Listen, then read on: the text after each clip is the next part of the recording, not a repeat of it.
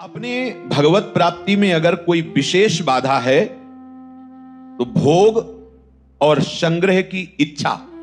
जो हमें वस्तु प्रिय लगता है, ऐसा लगता है उसे हम सदैव अपने अधिक मात्रा में समीप रखें।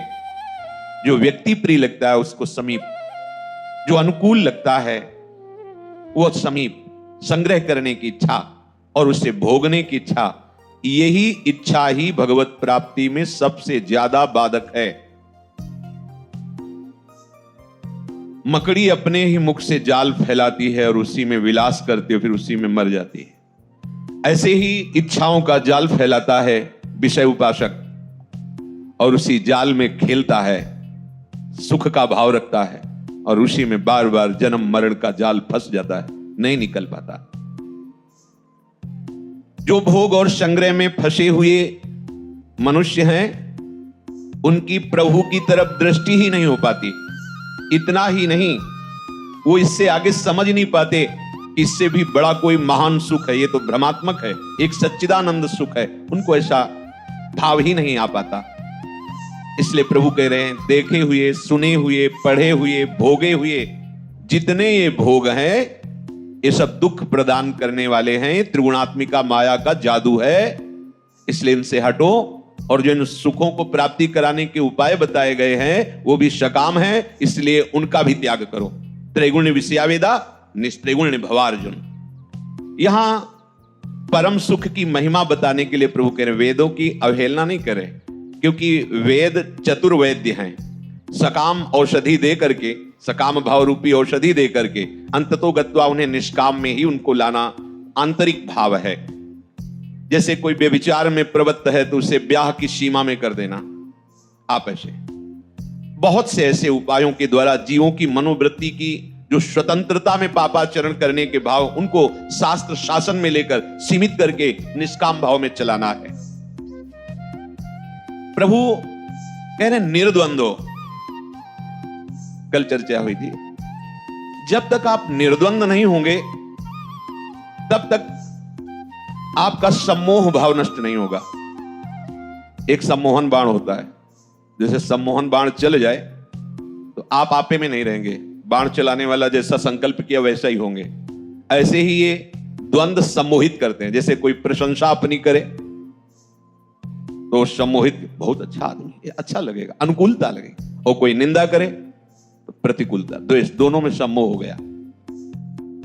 द्वंद्व से सम्मोह होता है।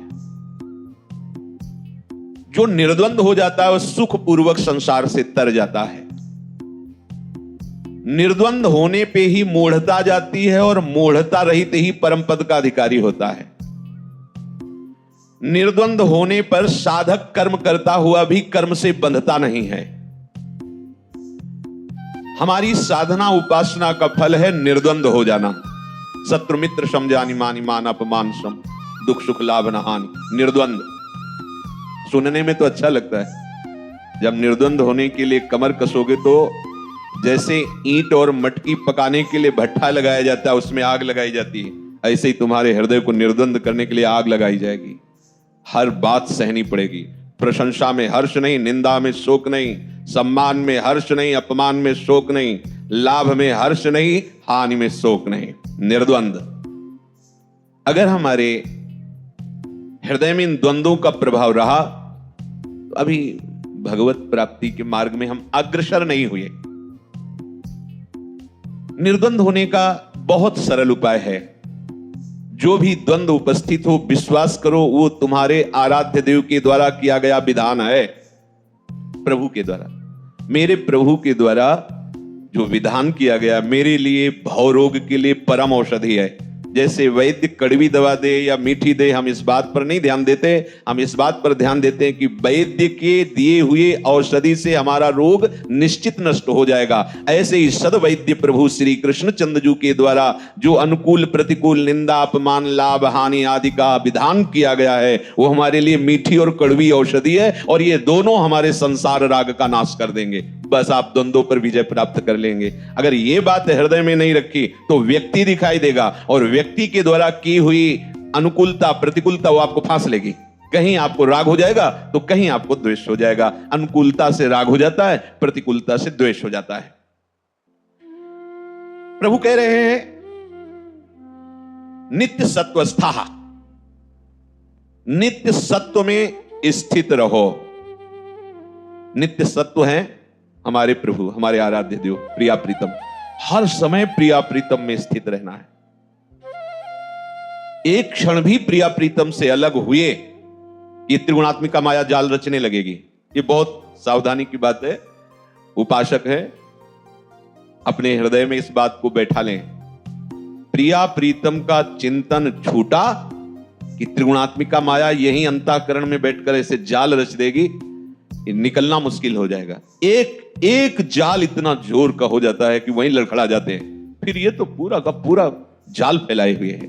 काम, क्रोध, लोभ, मोह, मद, मत्सर, इनकी लाखों वृत्तियां, काम की लाखों वृत्तियां, क्रोध की लाखों वृत्तियां। ये कितना, जैसे एक वृक्ष का मूल, उसकी बड़ी बड़ी शाखाएं, छोटी छोटी टहनियां, पत्ते, ऐसे ही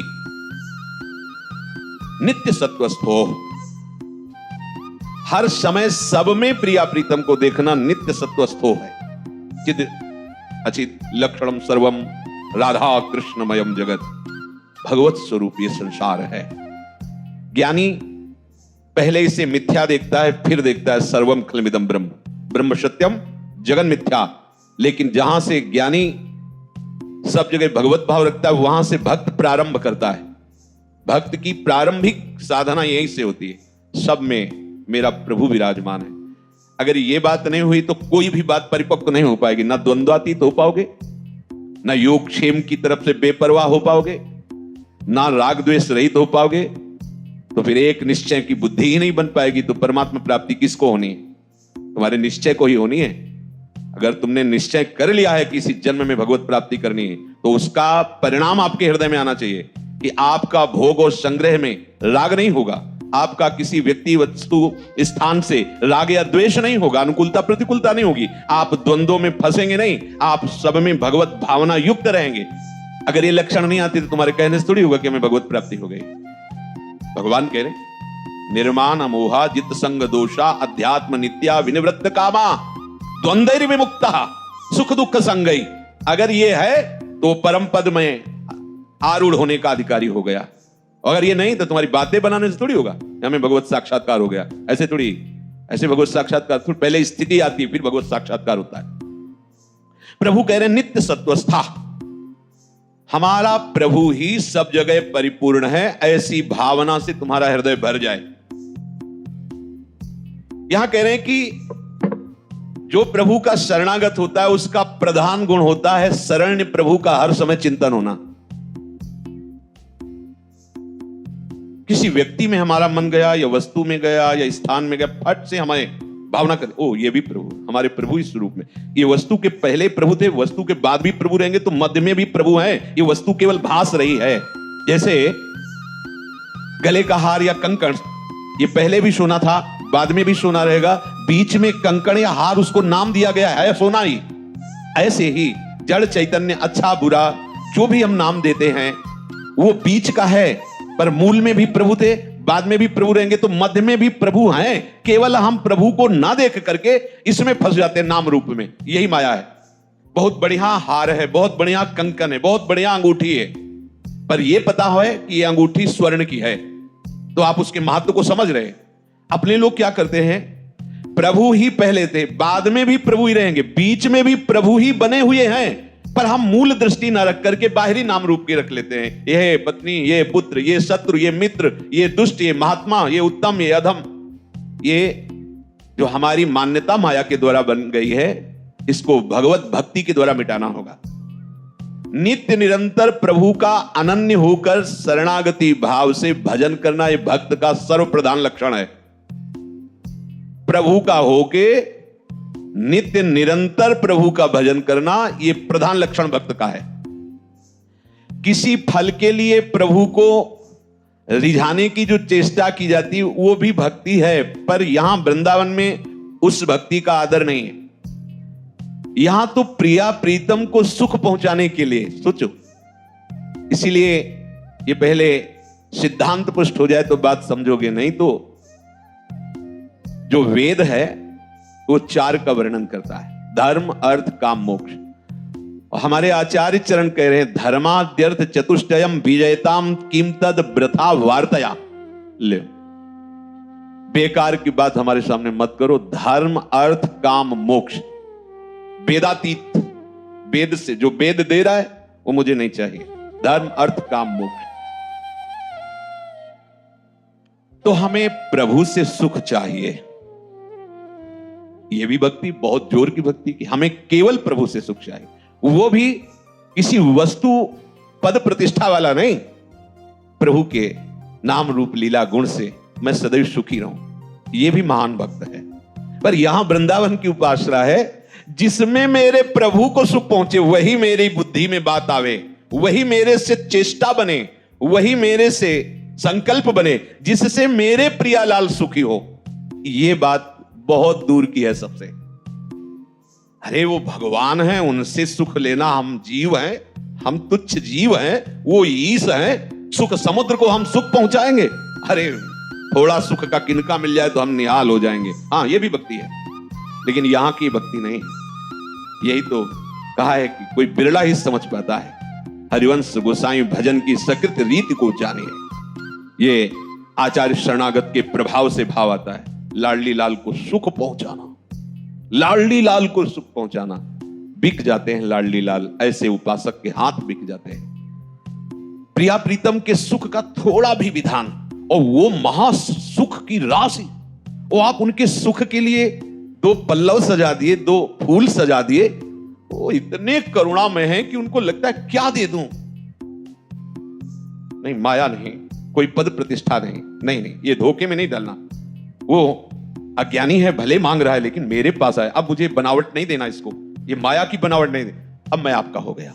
प्रभु उसके अधीन हो, प्रभु उसके अधीन हो जाते हैं। अब भावे मोहे जोई सोई सोई करें प्यारे, ये वृंदावन का प्रेम रस।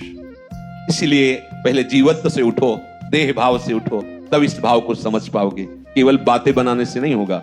अगर देह भाव नहीं छूटा तो जरा सी परेशानी आएगी तो भूल जाओगे प्रिया प्रीतम को। अगर लोक सुखों से राग नहीं गया तो थोड़ी सी अर्थ राशि की जहां लाभ की वृत्ति आएगी तुम्हारे अंदर तो भूल जाओगे प्रिया प्रीतम को, और जहां हानि की वृत्ति आएगी तो भूल जाओगे प्रिया प्रीतम को। क्योंकि सुख का विधान तुम्हारे दिमाग में लौकिक वस्तुओं से है तो भूल जाओगे प्रिया प्रीतम। इसलिए ये काट जरूरी है। ये काट हो जाए तो आचार्य शरणागति से वो रस आ जाएगा, जिससे मन मन की रुचि जानी नेह विधि। अरे कैसे तुम्हें बताए, एक बार निकलो, इस जाल से निकलो, शरीर राग से एक बार निकलो, महान सुख बरसती रहती है श्री। हम कैसे, तो मतलब वाणी की सामर्थ्य नहीं कि वो बात हम बता सके। बरसती रहती, सुख की उबाल आती रहती, हृदय ऐसे नाचता है महारानी जुम का आश्रय हो जाने से। कैसे बताए, कोटि ब्रह्म सुख भी न्योछावर है इनकी मंद मुस्कान पर। जो उपनिषद का चरम भाग है जिसमें जीव ब्रह्म की एकता का भाव बताया गया है, उसका फल है मोक्ष, न्योछावर है लाडली जी की मंद मुस्कान पर। ऐसा महाप्रेम रस स्वरूप हमारी स्वामी जी है। अलक्ष्यम राधाख्यम निखिल निगमई रप्यति तराम रसाम बोधे सारम किमपि सुकुमारम विजयते। जय हो ऐसे सुकुमार तत्व की। पर वहां तक पहुंचने के लिए इस जाल से हटना पड़ेगा। वो ही विधान बनाएंगी, शरणागत हो वही विधान, वही तो सुनवा रही। जो अपने सुख के लिए प्रभु का भजन करता है वो भी भक्त है, ऐसा नहीं कहा जा सकता कि वो भक्ति नहीं।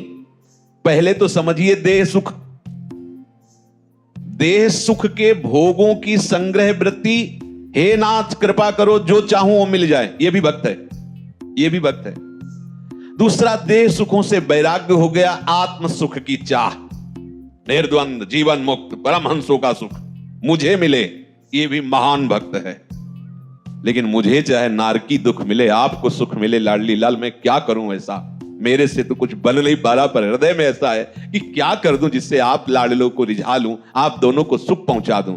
ये है यहां का जो उपासना का स्वरूप। ये यहां अगर सीधे इसकी चर्चा हो तो पल्ले ही नहीं पड़ेगी, केवल बातें बनाना आ जाएगा। आप भी ये बातें बोलेंगे, लेकिन स्थिति ना होने के कारण दशा बहुत नीचे की दिखाई देगी, बहुत निम्न। इसीलिए जैसे कोई बहुत बातें बनाता है तो हमें लगता है कि बातों से प्रीति नहीं होती। तुम नाम जप करो और सिद्धांत से चलो तो बातें बनाने की जरूरत नहीं, तुम्हें स्थिति आ जाएगी। नहीं, जब परीक्षा का समय आएगा तो स्थिति ना होने पर फिर आप डगमगा जाओगे पक्का। परीक्षा का तात्पर्य होता है माया का आक्रमण। जब उसका आक्रमण होगा, जिस देश से बहुत प्यार करते हो इसी में तुम्हें भयानक रोक दे दिया जाए, अब मुस्कुराओ, लाडली जी के पास जाना है। अगर रो दिया, डिस्टर्ब हो गए, भजन छूट गया, कैंसर, दिल फेल, किडनी खराब, तो होगा ही, नासवान है, मरना है, ठीक है, एक बार मरना है, तिथि पक्की है, तारीख पक्की है, जाना है। ब्याह की तारीख पक्की होने पर कैसा लगता है? जब किसी का ब्याह तय हो जाता है कैसा लगता है? वो पुलका पुलका घूमता है किसी नासवान प्रीतम की प्राप्ति के लिए। और हमारा तो गुरुदेव ने अविनाशी प्रीतम से पाणी ग्रहण करा दिया है।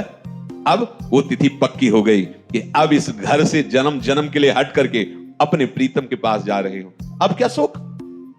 ये कैंसर, ये किडनी फेल होना, ये दिल फेल होना या बड़े बड़े रोग आना, मानो पालकी आई है प्रीतम के पास ले जाने के लिए।